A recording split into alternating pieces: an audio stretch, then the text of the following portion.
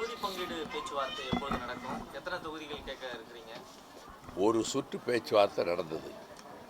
அதற்கு பிறகு 2வது சுற்று பேச்சுவார்த்தை நடக்கவில்லை. இன்று அழைக்கலாம், நாளை அழைக்கலாம், நாளை மறுநாள் அழைக்கலாம்.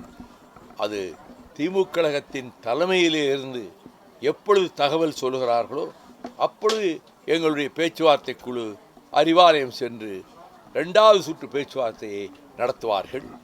எத்தனை தொகுதிகள் என்பதையோ என்னென்ன தொகுதிகள் என்பதையோ பரிமாறுகிற இடம் செய்தியாளர்களுடைய முன்னிலையில் அல்ல, அது அங்கே அவர்களிடத்திலே தெரிவிக்க வேண்டியது.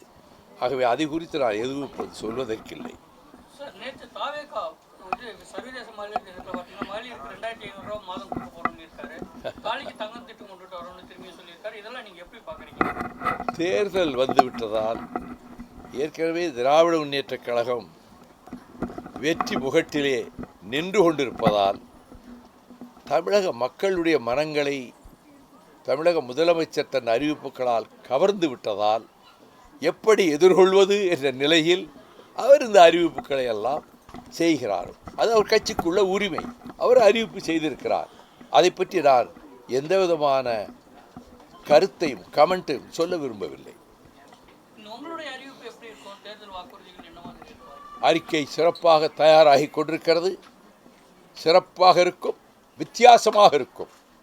மற்ற தேர்தல் அறிக்கைகளில் இல்லாத 1-2 செய்திகளும் எங்கள் தேர்தல் அறிக்கையிலே இடம்பெறும். செய்திகளை உடனுக்குடன் தெரிந்து கொள்ள கீழ்கண்ட கேபிள் மற்றும் டிடிஎச் நெட்வொர்க்குகளில் எம்நாடு செய்தி தொலைக்காட்சியை காணுங்கள்.